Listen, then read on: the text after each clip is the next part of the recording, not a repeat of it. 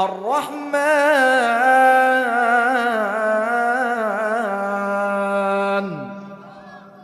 আল্লাহু আকবার বলতে কি কষ্ট হয়?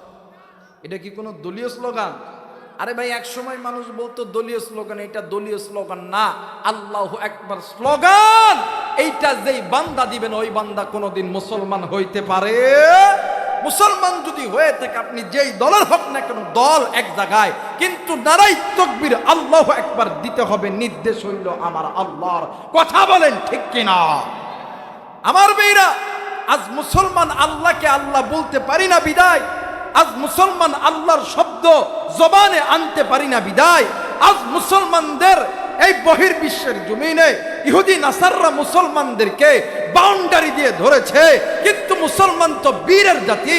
মুসলমান ওই আল্লাহর উপর ঈমান আনার পরে আল্লাহর নাম নিয়ে যদি সামনে এগোনো যায়, হাজারো নাস্তিক মুরতাদদের প্রাচীর মুসলমানদের নারাই তাকবীর আল্লাহু আকবার স্লোগানে ভেঙে যাবে। কথা বলেন ঠিক কিনা? আমার ভাইরা, আমার বন্ধুগণ, বলেন তো দেখি, আপনাকে আমাকে যিনি সৃষ্টি করছেন তিনি কে? আর একবার বলেন তিনি কে? আমার ভাইরা, আপনি আমি ইনসান, আমার আল্লাহ বলেন খলাকাল ইনসান আল্লামাহুল বায়ান।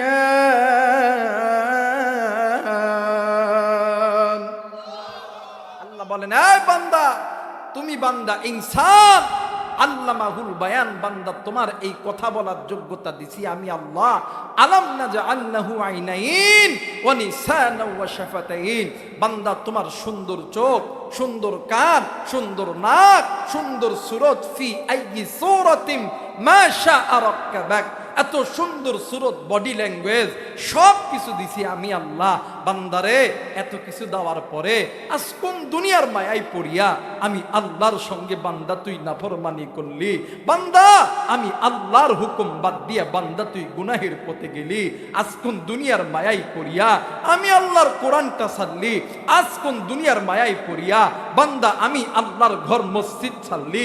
আজ কোন দুনিয়ার মায়ায় পড়িয়া বান্দি তুই বেপরদায় চলাফেরা করলি? যুবক, আজ কোন দুনিয়ার মায়ায় পড়িয়া তুমি গুনাহের জিন্দেগির মধ্যে ডুবাইলা? বন্ধুরে, এই গুনাহগুলো তোমাকে আমাকে আল্লাহর জাহান্নামে নিয়ে যাবে।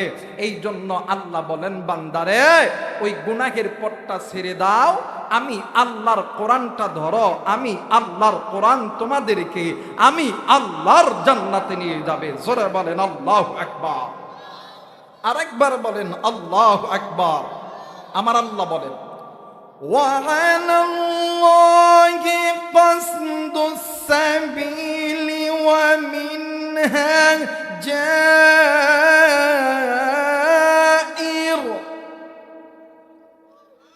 ولو شاء لهداكم أجمعين।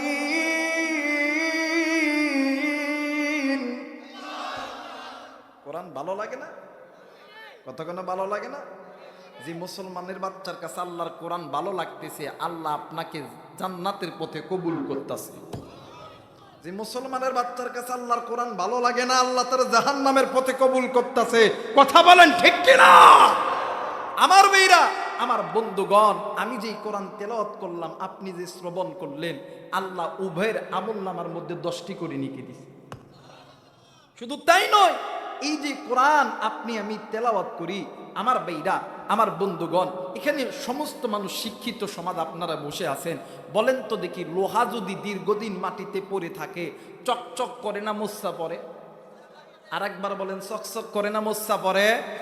মোচ্ছা পড়ে। একজন বান্দা, একজন বান্দি আল্লাহকে যখন ভুলে যায়, কোরআন যখন ভুলে যায়, মসজিদ যখন ছেড়ে দেয়, ওই বান্দা যখন গুনাহের জিন্দেগি যখন গঠন করে, প্রত্যেকটা নারী এবং পুরুষের বাম স্তনের ঠিক এই জায়গার ভিতরে ছোট্ট একটা গোস্তের টুকরা আছে, যেটাকে কলব বলা হয়, রূহ বলা হয়। আল্লাহ বলেন, বান্দারে, যেই বান্দা বান্দি আমি আল্লাহর কোরআন বেশি তেলাওয়াত করবে, বেশি শুনবে, আমি আল্লাহর কোরআনুল কারীম তেলাওয়াতের ওসিলায় বান্দার ওই অন্তরের জংগুলো উঠে যায়। 3 নাম্বার, এই জায়গায় অনেক যুবক থাকতে পারে, দেখবেন বর্তমান আমার বাংলাদেশে যুবকদের ফোনে যদি রাত 12টার সময় ফোন আসে, ফোন ব্যাক দিয়ে যদি দেখে একটু যুবতী নারী, একদিন কথা, 2 দিন, 5 দিন, 10 দিন পরে, একদিন 1 মাস যখন হয়ে যাবে, ডাক দিয়ে কই, জান আমি তোমারে ছাড়া বাঁচতাম না, আই লাভ ইউ। কথা কয় না? আর 14 ফেব্রুয়ারি, পহেলা বৈশাখ আইলে তো কোনো কথাই নাই। কিন্তু বর্তমান আমার বাংলাদেশে গত কয়েকদিন পহেলা বৈশাখে এই দেশের এক সম্প্রদায়, হিজড়া সম্প্রদায়, আমার ভাই আমার বোন, পহেলা বৈশাখে ফিলিস্তিনিদের পক্ষে রাজপথে মিছিল করেছে। আর এই দেশের যুবক যুবতী, নষ্ট মহিলারা তারা পার্কের চিপাই চাপাই ঘোরাফেরা করেছে। কথা বলেন ঠিক কিনা? আমার বেইরা, আমার বন্ধুগণ, আমার প্রশ্ন হইল, যুবক তোমাদেরকে ক্রিটিসাইজ করার জন্য আসি নাই। তুমিও যুবক, আমিও যুবক। কারণ যুবকরে যদি কেউ গালি দেয় আমার কলজায় লাগে। এই জন্য বলতেছি, বোঝানোর জন্য বলতেছি। বলেন তো দেখি, এই যে যুবক যুবতীর মধ্যে প্রেম ভালোবাসা হইল, কথা কম বলার কারণে না বেশি বলার কারণে? কথা কয় না, কম না বেশি বলার কারণে? বেশি বলার কারণে। তো কথা বেশি বলার কারণে যদি যুবক যুবতীর মধ্যে প্রেম পয়দা হয়, ভালোবাসা পয়দা হয়, আল্লাহর কোরআন বেশি তেলাওয়াত করলে, বেশি শুনলে কি আল্লাহর সাথে মোহাব্বত হবে না? জোরে বলেন, হবে না? আমার আল্লাহ বলেন, ওয়াল্লাহু ওয়ালিয়ুল মুমিনিন।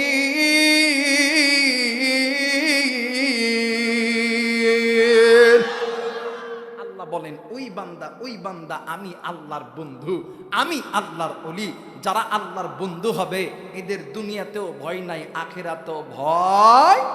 কথা বলেন, ভয়। মুসলমান ভাইরা আমার, বন্ধুগণ, আল্লাহ রাব্বুল আলামিন ডাক দিয়ে বললেন, ইমানদার বান্দা বান্দিরা রে, তোমরা নিজেরা জাহান্নামের আগুন থেকে বাঁচাও।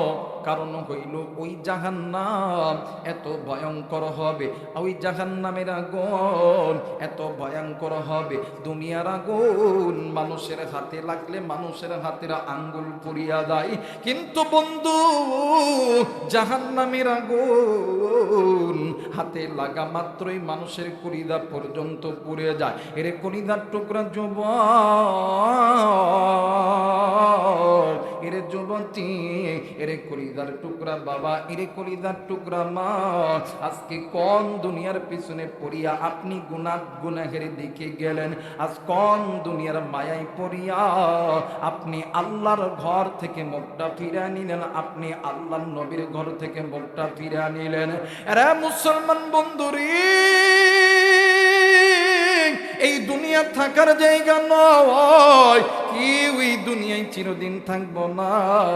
এই দুনিয়া ছেড়ে আপনাকেও যেতে হবে, এই দুনিয়া ছেড়ে আমাকেও যেতে হবে। এর কলিজার টুকরা যুবক,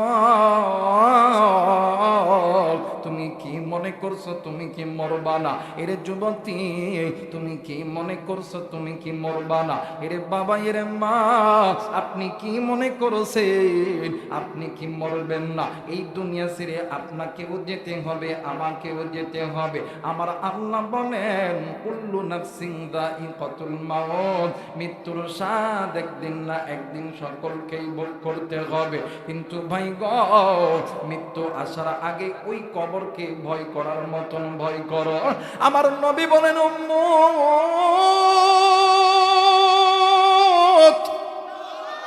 আখিরাতের সর্বপ্রথম ইমিগ্রেশন কাউন্টার হইল কবর। যেই বান্দা বান্দির কবর ভালো, ওই বান্দা বান্দির হাসর ভালো, ওই বান্দা বান্দির মিজান ভালো, ওই বান্দা বান্দির ফুলসিরাত ভালো, ওই বান্দা বান্দি জান্নাতি। যেই বান্দা বান্দির কবর ভালো নয়, ওই বান্দা বান্দির মিজান ভালো নয়, ওই বান্দা বান্দির ফুলসিরাত ভালো নয়, ওই বান্দা বান্দি জাহান্নামে। আর এক কলিজার টুকরা মুরব্বী, আর কত গুনাহ করলে আপনার অন্তর ঠান্ডা হবে? আর কতদিন আল্লাহর কোরআন থেকে দূরে থাকলে, আর কতদিন আল্লাহর নবীর ঘর থেকে দূরে থাকলে, আর কতদিন মসজিদ থেকে দূরে থাকলে, আর কতদিন সুদ খাইলে ঘুষ খাইলে আপনার কলিজা ঠান্ডা হবে? বাবা গো, এই দুনিয়া থেকে যেতেই হবে, কিন্তু দুনিয়া থেকে যাওয়ার আগে নিজে গুনাহ থেকে বাঁচতে হবে।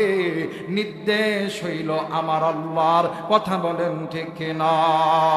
আরেকবার বলেন ঠিক কিনা? মুসলমান ভাইরা আমার, বন্ধুগণ আমার, ভাইরা আমার, বাবাজিরা রে, নাম শুনছেন আল্লাহর বান্দা হাসানি বসরি রহমতুল্লাহ আলাইহি। ও বাজান, আল্লাহর বান্দা হাসানি বসরি রহমতুল্লাহ আলাইহির জামানার ভিতরে একজন বৃদ্ধ মহিলা, আল্লাহর বান্দির দুনিয়ার জমিনে মাও নাই, আল্লাহর বান্দির দুনিয়ার জমিনে বাবা নাই, স্বামী ছিল স্বামীও নাই, শ্বশুর নাই শাশুড়ি নাই, একটাই মাত্র কলিজার টুকরা কন্যা সন্তান। আল্লাহর বান্দি দুনিয়া থেকে মারা গেছে, কিন্তু ভাই গো, এই দুনিয়ার জমিনে সন্তান যদি মারা যায়, এই দুনিয়ার জমিনে এমন কোন মা নাই, এমন কোন বাবা নাই চুপ করিয়া বসিয়া থাকতে পারে। ওই মহিলা মা প্রতিদিন মসজিদের ইমাম সাহেবের কাছে যাইয়া ডাক দিয়ে বলতেন, হুজুর গো, আপনার কাছে এমন কোন আমল আছে কিনা? হুজুর ডাক দিন, কই মা গো, আমার কাছে এমন কোন আমল নাই যে আমলটা কইরা আপনি আপনার সন্তানের কবরের হালত দেখবেন। কিন্তু মা গো, এই জামানার ভিতরে আল্লাহর একজন বান্দা আছেন, বড় একজন আলেম আছেন, নাম হইল আল্লাহর বান্দার নাম হইল হাসানি বসরি রহমতুল্লাহ আলাইহি। মা গো, আপনি ওই আল্লাহর বান্দার দরবারে চলে যান। মা জননী 10 থেকে 12 কিলোমিটার রাস্তা নিজে হেঁটে হেঁটে হেঁটে হেঁটে আল্লাহর বান্দার মানে আল্লাহর বান্দার দরবারে গেছে। হুজুর ডাক দিয়ে কই, মা গো, আপনি এই সময় আমার বাড়িতে কেন আইছেন গো মা? মা ডাক দিয়ে কই, হুজুর, আমি এমন একজন হতভাগা মা, এই দুনিয়ার জমিনে আমার কেউ নাই, এই দুনিয়ার জমিনে আমার মা নাই, বাবা নাই, এই দুনিয়ার জমিনে আমার স্বামীও নাই, একটাই মাত্র কলিজার টুকরা কন্যা সন্তান ছিল, ওই সন্তানটাও মারা গেছে। ও গো হুজুর, আমি মা কি পারি আমার সন্তানকে না দেখি আমি থাকতে বেরে? হুজুর বলেন আপনার কাছে এমন কোন আমল আছে কি না যে আমলটা করলে আমার আল্লাহ আমার মাইয়ার কবরের হালত দেখা দিবে? একটু আওয়াজ করে বলেন সুবহানাল্লাহ, আর একবার বলেন সুবহানাল্লাহ। আমার ভাইরা, আমার বন্ধুগণ, দরকার নাই। হুজুর ডাক দে কই, মাগো, এইরকম তো কোনো আমল আমার জানা মতে নাই, কিন্তু মাগো, আপনি কি 5 ওয়াক্ত নামাজ পড়তে পারেন?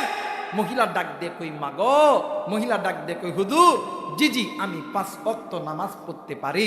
আমার বেইরা, আমার বন্ধুগণ, হুজুর ডাক দে কই, মাগো, তাহলে আপনি প্রতিদিন এশার নামাজের পরে 2 রাকাত সালাতুল হাজতের নামাজ আদায় করবেন, আর আপনি যখন ঘুমাইবেন, ডেনক্যাত হয়ে ঘুমাইবেন, আপনি নবীর উপরে দরুদে ইব্রাহিম পড়তে পড়তে ঘুমাইবেন। আপনার চোখের পানি আর নবীর দরুদের মোহাব্বতে আল্লাহ চাইলে আপনার সন্তানের কবরের হালত দেখাইতে পারে। জোরে বলেন আল্লাহু আকবার।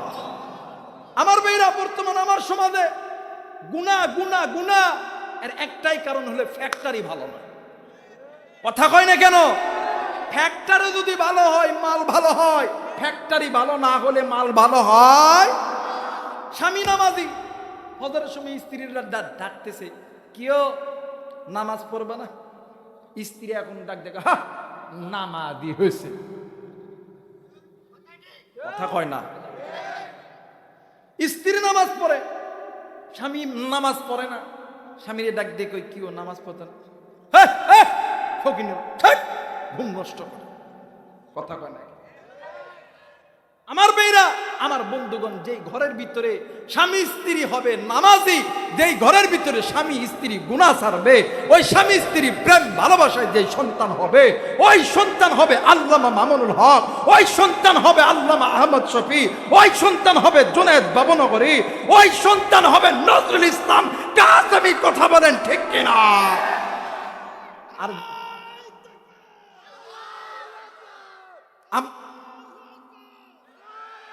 আমার ভাইরা, আমার বন্ধুগণ, আর যদি মা বাবা যদি বেনামাজি হয়, মা বাবা যদি গুনাহগার হয়, আমার বেইরা, ওই মা বাবার পেট থেকে কোনোদিন ভালো সন্তানের আশা করা যায়